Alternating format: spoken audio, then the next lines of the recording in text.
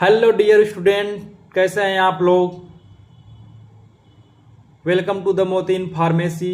आज हम standard treatment guidelines को आसान और कंसेप्ट बेस्ड तरीके से समझेंगे।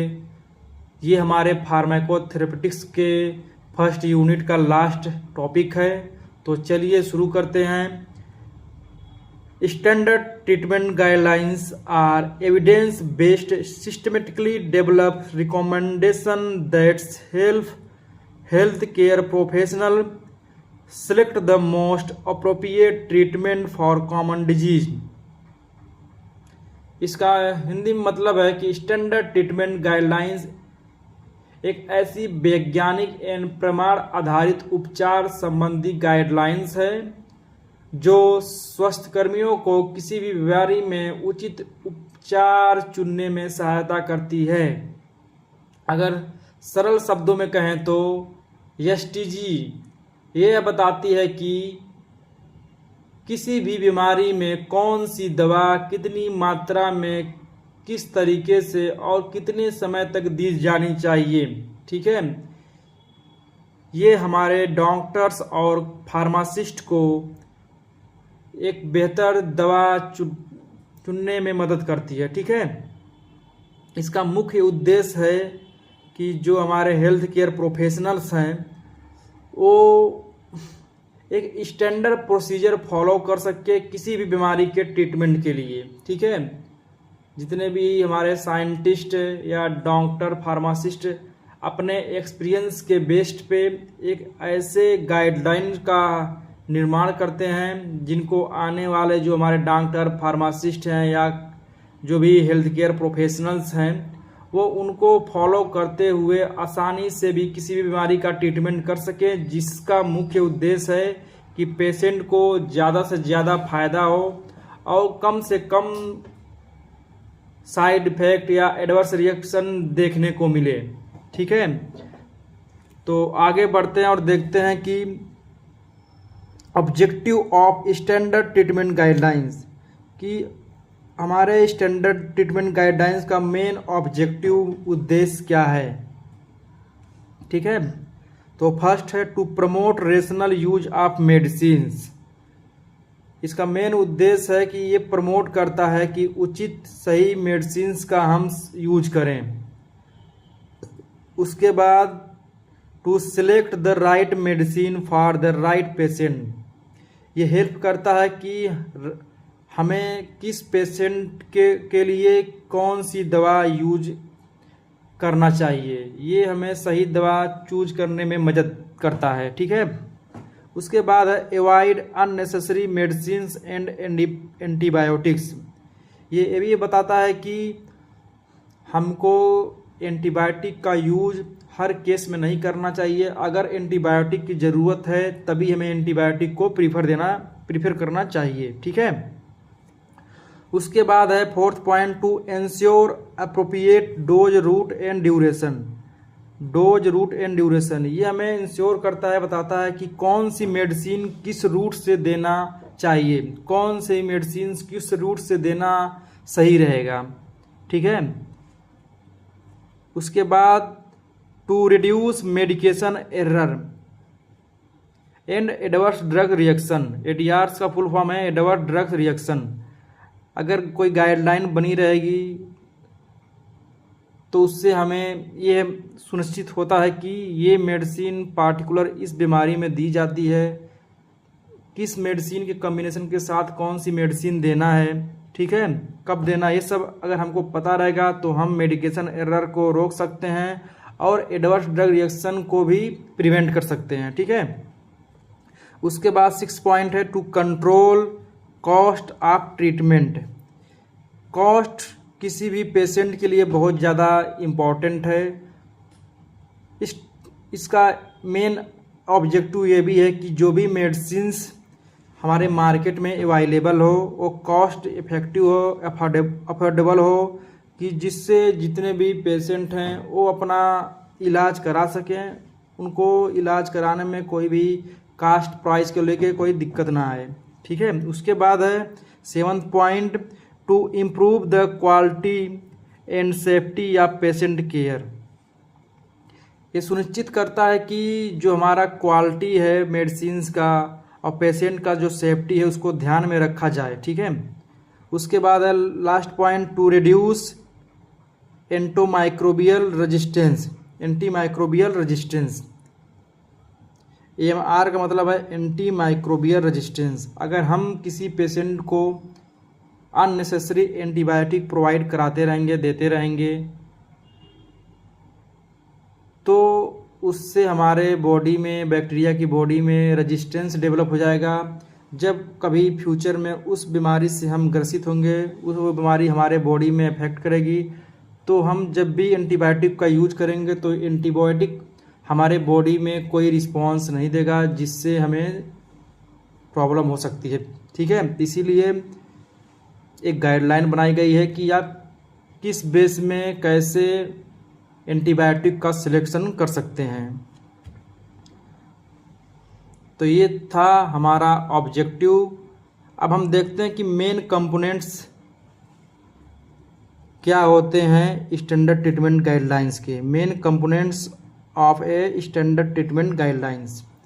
जब भी हमारे पास कोई पेशेंट आए तो पहले हम उसको डिजीज़ के बारे में पूछते हैं कि what the condition is begin treated, ठीक है। जब भी कोई डिजीज क्या कोई कंडीशन लेके पेशेंट हमारे पास आता है तो किसी बीमारी का उपचार करना कैसे करना है, ठीक है, इसके बारे में हम सोचते हैं। उसके बाद उसको आइडेंटिफाई के लिए diagnosis, how is the condition identified. जब भी हम पेशेंट को आएगा, पेशेंट अपना सिम्टम बताएगा, तो हम पहले उसको डायग्नोस करेंगे कि बीमारी की पहचान कैसे होगी। उस बीमारी की, से मान लीजिए अगर कोई पेट में दिक्कत है तो उसके लिए अल्ट्रासाउंड है, ठीक है। कोई ब्लड में प्रॉब्लम है तो ब्लड कलेक्ट करके हम उसको सैंपल को लेबोरेटरी में भेजते हैं। उसके बाद उसमें से अलग डिफरेंट टाइम के CBC, LFT, KFT जिसकी ज़रूरत होती है, हमें जिसकी ज़रूरत लगती है, वो टेस्ट को हम परफॉर्म कराते हैं या एक्सरे करवाते हैं। अगर कोई हड्डियों में चोट है, कोई दिक्कत है, चेस्ट में कोई प्रॉब्लम है, तो डायग्नोसिस का भी गाइडलाइन बनाया गया है कि अगर किसी बॉडी के पार्ट्स में जहाँ जहाँ प्रॉब्लम आ रही है उसी हिसाब से उसका डायग्नोसिस किया जाए, ठीक है। उसके बाद जब डायग्नोसिस क्लियर होता है, उसके बाद है हमारा ट्रीटमेंट गोल्स। तो हम एक ट्रीटमेंट गोल का या ट्रीटमेंट प्लान करते हैं। What the should be treatment achieve, कि उपचार से क्या प्राप्त करना है, ठीक है। जब भी हम दवा देंगे तो हम उससे, मेरा ये उद्देश्य रहेगा कि पेशेंट जो हमारा है वो पॉजिटिव रिस्पांस दे, वो जल्दी से जल्दी रिकवर हो, ठीक है। तो हम देखेंगे कि पेशेंट को क्या कंडीशन है, उसी हिसाब से हम उसे ड्रग प्रीफर करेंगे। देखेंगे कि पहले ड्रग ही प्रीफर करना है कि हम नॉन ड्रग ट्रीटमेंट भी दे सकते हैं। अगर लाइफ स्टाइल को मैनेजमेंट करवाएं या खान पीन में सुधार करवाएं तो पेशेंट हमारा रिकवर हो सकता है कि नहीं। तो हम अगर प्रीफर करेंगे कि अगर ऐसी कोई बीमारी है, जैसे मान लीजिए थोड़ा मोड़ा बॉडी में फैट बढ़ गया है, लीवर थोड़ा फैटी हो गया है या कोलेस्ट्रॉल थोड़ा बढ़ गया है, तो हम उनके दैनिक चर्या में सुधार लाएंगे जिससे उनको फ़ायदा हो सकता है बिना मेडिसिन का यूज किए।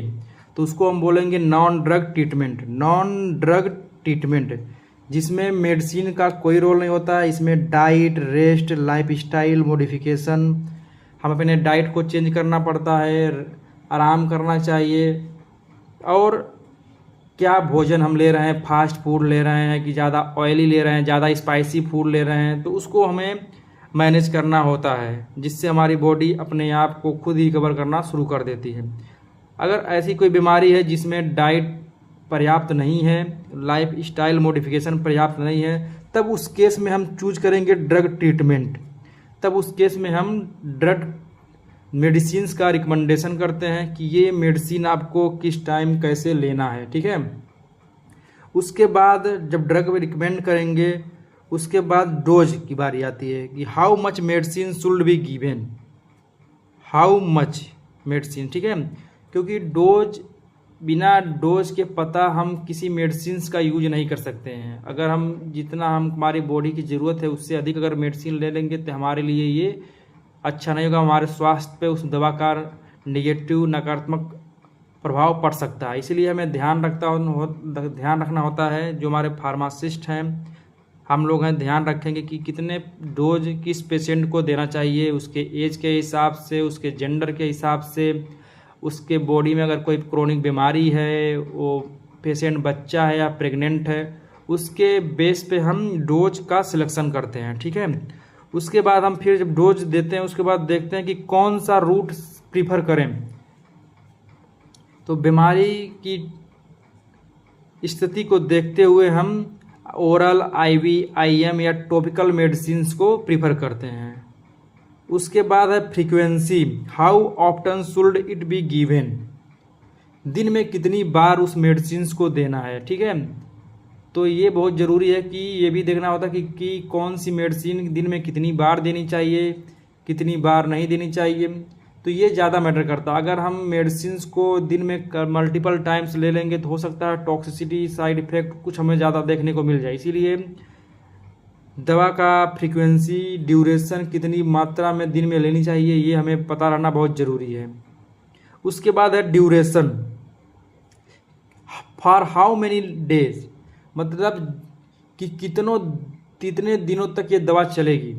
ठीक है, ये भी पता होना बहुत ज़रूरी है। अगर ये पता नहीं होगा तो हमारे जितने भी एंटीबायोटिक्स हैं उनके कोर्स होते हैं, अगर उससे हम 1-2 दिन यूज करके छोड़ देंगे तो जो हमारे बॉडी में बैक्टीरिया होते हैं वो रजिस्ट हो जाते हैं, फिर बाद में उसे ट्रीटमेंट प्रोवाइड करना में दिक्कत आती है। तो हमें ड्यूरेशन भी पता होना बहुत ज़रूरी है। उसके बाद जब भी हम किसी पेशेंट को ट्रीटमेंट प्रोवाइड कराते हैं तो उसको मॉनिटर भी करते हैं, टाइम टू टाइम मॉनिटर भी करना जरूरी होता है। व्हाट शुड बी मॉनिटर्ड, उपचार के दौरान क्या क्या देखना होता है। हमें देखना होता है कि पेशेंट जब भी दवा खाए तो उसके ऑर्गन्स पे क्या इफेक्ट पड़ रहा है, बॉडी से वो बाहर पूरा दवा निकल पा रहा है कि नहीं निकल पा रहा है, क्या उसके साइड इफेक्ट दिख रहे हैं बॉडी पे, साइड इफेक्ट के अलावा कुछ एडवर्स ड्रग रिएक्शन या ईचिंग या स्वेलिंग या कुछ और दिक्कत तो बॉडी पर नहीं हो रही है, पेशेंट को ये दवा लेने से फ़ायदा पहुंच रहा है कि नहीं पहुंच रहा है। अगर नहीं पहुंचेगा तो दवा चेंज करना पड़ेगा। और कोई दिक्कत अगर आती है, कई पेशेंट हैं जो डोज को टॉलरेट नहीं कर पाते हैं, उनको खाने के बाद चक्कर आने लगता है, जी मचलाने लगता है या और दिक्कतें आती है, तो उस हिसाब से हम डोज को फिर से रिवाइज करते हैं, चेंज करते हैं। ठीक है, अब ये नहीं कि अगर कोई, जो हमारा अगला पॉइंट है रेफरल क्राइटेरिया। रेफरल मतलब ये ऐसा पॉइंट्स हैं जिनको अगर हम ईगो के तौर पे लेंगे तो हम पेशेंट के जान से खिलवाड़ करेंगे। तो हमको अपना एक दायरा पता होना चाहिए कि हम पेशेंट को कब तक, किस कंडीशन को में हम उसको ट्रीटमेंट प्रोवाइड करा सकते हैं। अगर हमको लगता है कि हमारे बस का ट्रीटमेंट नहीं है, ये बीमारी, हम पेशेंट को क्या प्रॉब्लम है, क्या बीमारी है, हमें समझ में नहीं आ रही है, तो उसे उसके स्पेसिफिक या हायर सेंटर में भेजना जरूरी है। कब रोगी को उच्च स्वास्थ्य केंद्र विशेषज्ञ के पास भेजना है, ये हमको पता होना चाहिए। ठीक है, तो हमें कभी भी एटीट्यूड में नहीं आना चाहिए कि हम इसका इलाज कर देंगे, या फार्मासिस्ट हो या डॉक्टर, हमको लगे कि ये हमारे बस का केस नहीं है तो उनको हायर सेंटर में स्पेसिफिक डॉक्टर के पास अच्छे हॉस्पिटल में रेफ़र कर देना चाहिए। ठीक है, जिससे हमारे भी रेपुटेशन अच्छे रहते हैं और पेशेंट का जो कंडीशन है, पेशेंट के लिए भी ये फ़ायदेमंद होता है। उसके बाद हम देखते हैं प्रिंसिपल्स ऑफ स्टैंडर्ड ट्रीटमेंट, कि स्टैंडर्ड ट्रीटमेंट का प्रिंसिपल क्या है। कोई भी गाइडलाइंस हो, कोई भी रूल्स हो, उसका एक प्रिंसिपल होता है जिस पे वो बेस्ड होता है। तो हमारे जो स्टैंडर्ड ट्रीटमेंट गाइडलाइंस का जो प्रिंसिपल है, एक good standard treatment guidelines should be follow these principle. ये प्रोसीजर है कि जो भी पेशेंट है, राइट पेशेंट है तो उसका राइट डायग्नोसिस होना चाहिए। अगर राइट डायग्नोसिस नहीं हुआ तो फिर हम जो बीमारी है उसका वजह और उसको पता नहीं कर पाएंगे, जिससे उनका ट्रीटमेंट कराना मुश्किल हो सकता है। तो राइट पेशेंट, राइट डायग्नोसिस, उसके बाद है राइट मेडिसिन, जब राइट डायग्नोसिस होगा तो ही हम राइट मेडिसिन प्रीफर कर पाएंगे। जब राइट मेडिसिन सेलेक्ट करेंगे तो उसका राइट डोज भी हमें पता करना पड़ेगा कि कितना डोज देना जरूरी है। उसके बाद राइट रूट कि कौन से रूट से देना सही रहेगा, ओरल, आईवी, आईएम या टॉपिकल। उसके बाद दिन में कितनी बार देना है उस दवा को, ये भी हमें पता होना चाहिए सही तरीके से। उसके बाद कितने दिन तक देना है ये भी हमको अच्छे से पता होना चाहिए। फिर उसको दवा जब वो पेशेंट ले रहा है तो उसको टाइम टू टाइम फॉलोअप के लिए बुलाना चाहिए, मॉनिटर करना चाहिए कि उस दवा से क्या फ़ायदा हो रहा है, क्या नुकसान हो रहा है। जिस बीमारी के यूज के लिए वो दवा हम खा रहे हैं तो उस बीमारी में मुझे आराम हुआ कि नहीं हुआ, ये सब कुछ पता करना ही हमारा एक प्रिंसिपल है, स्टैंडर्ड ट्रीटमेंट गाइडलाइन का प्रिंसिपल है। अगर हम इसको फॉलो करेंगे तो हम किसी भी पेशेंट को अच्छे से अच्छा ट्रीटमेंट प्रोवाइड कर पाएंगे। उसके बाद इसमें देखते हैं कि role of pharmacist in standard treatment guideline, कि एक फार्मासिस्ट का रोल क्या है स्टैंडर्ड ट्रीटमेंट गाइडलाइंस में। Ensure the prescribe medicine follow appropriate treatment guidelines, हमारे जो भी मेडिसिन हम पेशेंट को डिस्ट्रीब्यूट करते हैं उसका जिम्मेदारी हमारे फार्मासिस्ट के ऊपर ही होता है। फार्मासिस्ट अगर सही से फंक्शन करेगा तो पेशेंट को बेनिफिट्स बहुत ज़्यादा मिलेंगे। अगर फार्मासिस्ट गाइडलाइंस को फॉलो नहीं करेगा, रूल रेगुलेशन को फॉलो नहीं करेगा, तो हमारे पेशेंट के ऊपर दवा का साइड इफेक्ट, एडवर्स रिएक्शन, बीमारी को टाइम से ट्रीटमेंट नहीं हो पाएगा, एंटी माइक्रोबियल रेजिस्टेंस जनरेट हो सकता है पेशेंट अगर दवा गलत तरीके से गलत डोज में ले तो उसके किडनी, लीवर्स भी खराब होने के चांस बढ़ सकते हैं। तो एक फार्मासिस्ट चेक करता है dosage form, route and duration, जो भी डॉक्टर प्रिस्क्राइब किया होता है डोज, ड्यूरेशन, रूट एडमिनिस्ट्रेशन, उस बेस्ड पे पेशेंट की काउंसिल करके डोज और बाकी चीज़ के बारे में फार्मासिस्ट ही पेशेंट को समझाता है। उसके बाद identify possible drug interaction and contraindication, वो फार्मासिस्ट ये भी सुनिश्चित करता है कि कौन सी ड्रग्स आपस में इंटरेक्ट करेंगी, कौन सी दवा के कॉम्बिनेशन एक साथ नहीं लेना चाहिए, कितनी गैप रखना चाहिए दोनों दवाओं के बीच में, और कौन सी दवा किस केस में कंट्राइंडिकेशन है, मतलब कि किस पेशेंट को ये दवा नहीं देना चाहिए। अगर ये दवा देते हैं तो उनको बहुत ज़्यादा नुकसान हो सकता है। जैसे कंट्राइंडिकेशन की अगर बात करें तो हमारे जो विटामिन ए है वो प्रेगनेंसी में नहीं देना चाहिए, ठीक है। और भी बहुत सारी दवाएं हैं जो प्रेगनेंसी लेडीज़ को नहीं देना चाहिए। ढेर सारे एंटीबायोटिक्स हैं और पेन किलर्स हैं जो प्रेगनेंसी में नहीं देना चाहिए। कुछ ड्रग इंटरेक्शन जो मेडिसिन हैं आपस में एक साथ इंटरेक्ट करती है, उनको साथ में नहीं लेना चाहिए। फिर पेशेंट का फार्मासिस्ट का काम है काउंसल पेशेंट प्रमोट एडेरेंस, पेशेंट को समझाना एक फार्मासिस्ट की जिम्मेदारी है कि जो भी वो दवा लेकर जा रहे हैं, जो भी डॉक्टर दवा लिखा है और जैसे हम डॉक्टर बताया है उसके थ्रू हम आपको बता रहे हैं कि कैसे कैसे आपको कितनी डोज में कितने दिन तक दवा खाना है। तो ये सारी बातें हम एक पेशेंट को समझाते हैं, बताते हैं।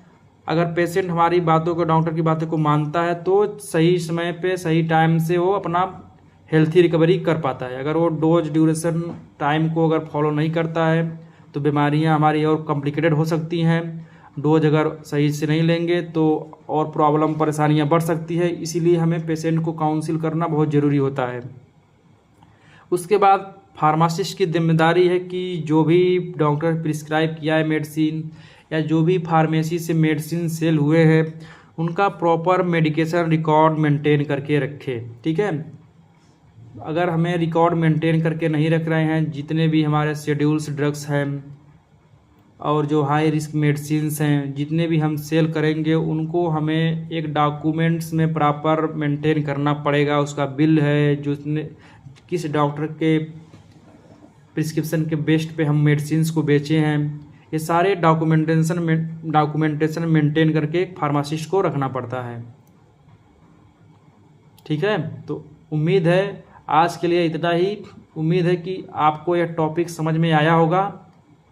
मिलते हैं अगली क्लास में, और हाँ, सब्सक्राइब और शेयर करना मत भूलिएगा। धन्यवाद।